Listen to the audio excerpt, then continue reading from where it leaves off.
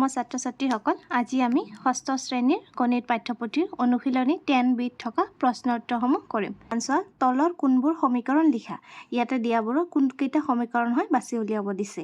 তোমাৰ উত্তৰৰ সপক্ষে যুক্তি দিবা।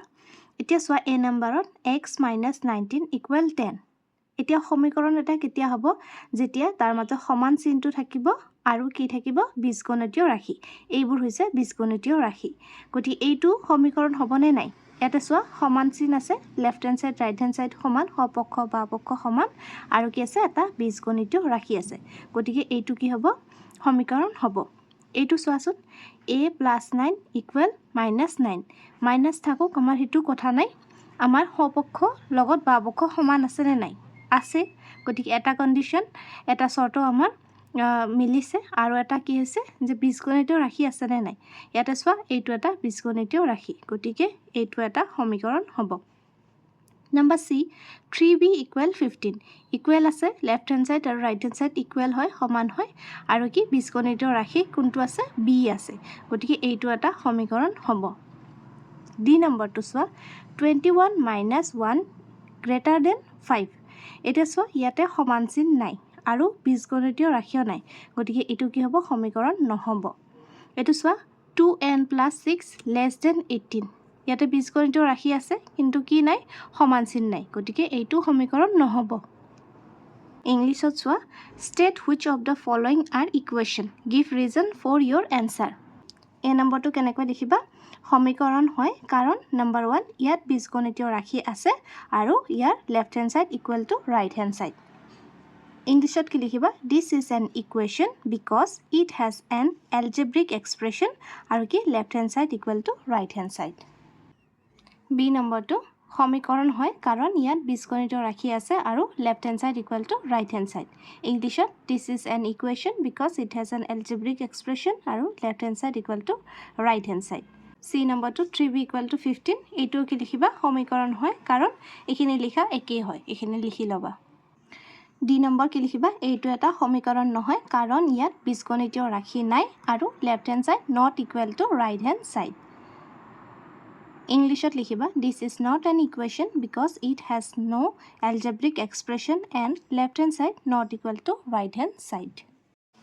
কুৱেশ্যন নম্বৰ 2 চোৱা তলৰ সমীকৰণ কেইটাৰ চলক চিনাক্ত কৰা। 3p - 7 = 5 ইয়াতে চলক কোনটো হ'ব p বাকি গুটিকেইটা সংখ্যা কোনটো চলক p। ইয়াতে চোৱা 5q/3 ইয়াত চলক কি হ'ব 5q/3 = 8 ইয়াত চলক হ'ব q।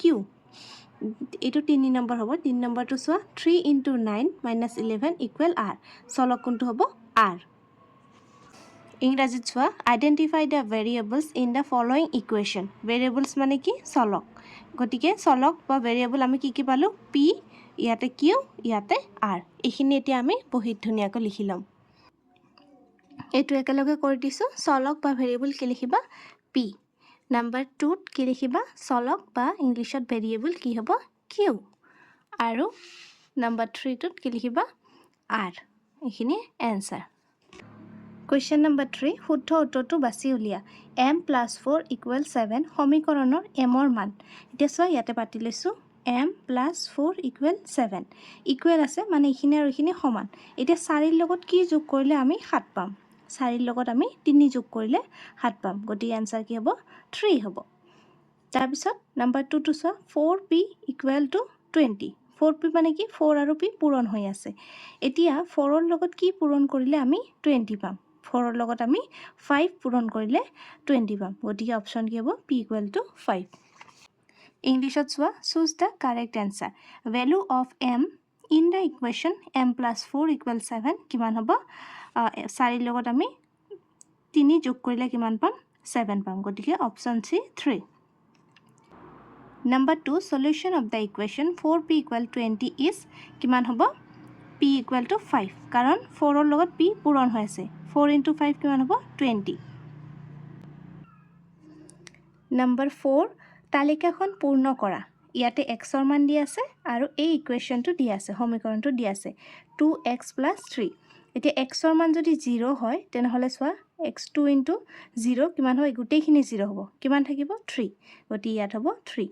তাৰপিছত x ৰ মান 1 লোৱা 1 × 2 কিমান হ'ব 2 2 + 3 কিমান হ'ব 5 এতিয়া x ৰ মান কিমান কৈছে 2 2 হ'লে 2 2 গুণ 4 যোগ 3 কিমান হ'ব 7 হ'ব তাৰপিছত 3 3 2 গুণ 6 আৰু তাৰ লগত 3 যোগ কিমান হ'ব 3 2 গুণ 6 আৰু 3 9 তাৰপিছত 4 x ৰ মান 4 ল'ব দিছে 4 ৰ লগত 2 পূৰণ কৰিলে 8 9 10 11 তাৰপিছত x ৰ মান কিমান আছে 5 5 হ'লে চোৱা 5 2 গুণ 10 আৰু যোগ 3 কিমান হ'ব 13 তাৰপিছত x ৰ মান 6 ল'ব দিছে 6 2 গুণ 12 13 14 15 তাৰপিছত x ৰ মান 7 ল'লে 7 2 গুণ 14 লগত যোগ কৰা 3 14 3 কিমান 17 গতিকে আমি তালিকাখন এনেকৈ পূৰ্ণ কৰিলোঁ এতিয়া চোৱা ওপৰৰ তালিকাৰ পৰা 2x + 3 = 11 সমীকৰণটোৰ সমাধান নিৰ্ণয় কৰা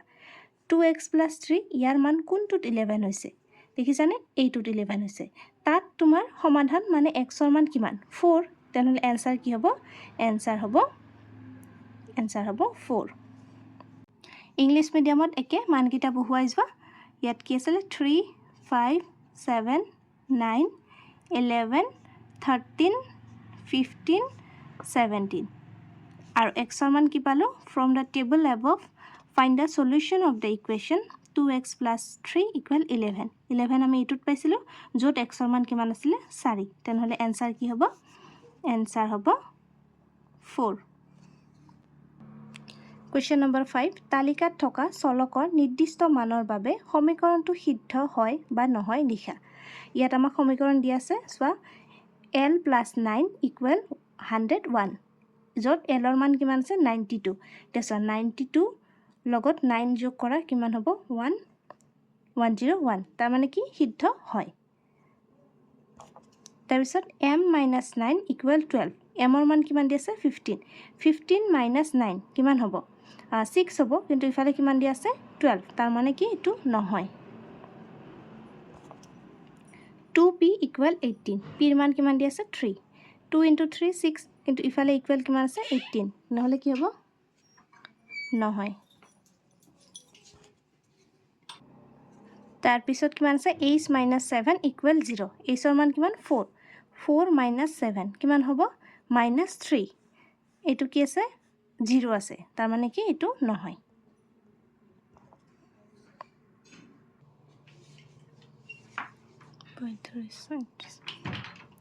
তাৰপিছত চোৱা 3a এৰ মান কিমান আছে 1 3a মানে কিমান 3a হল হোফালে আমাৰ 3 পালো আৰু বাওফালে কি আছে 2a + 2 2a মানে কি 2 * 1 2 আৰু ইফালে কিমান আছে 2 2 2 গুণ 2 আৰু 2 যোগ কৰিলে কিমান হ'ব 4 এটো সমান হয় জানো নহয় তেনেহলে ইয়াত কি লিখিবা নহয় সিদ্ধ নহয় তাৰপিছত b + 4 = 1 b ৰ মান কিমান দি আছে -3 সো -3 + 4 কিমান হ'ব 1 হ'ব 4 ৰ পৰা 3 বিয়োগ কৰিলে কিমান থাকিব 1 থাকিব আমাৰ বাওফালে কিমান আছে 1 তাৰ মানে কি এটো হয় তাৰপিছত 3q + 4 = 7 q ৰ মান কিমান দি আছে 2 2 * 3 * 2 6 6 + 4 কিমান হ'ব 10 ইফালে 10 ইফালে 7 এটো কি হ'ব নহয়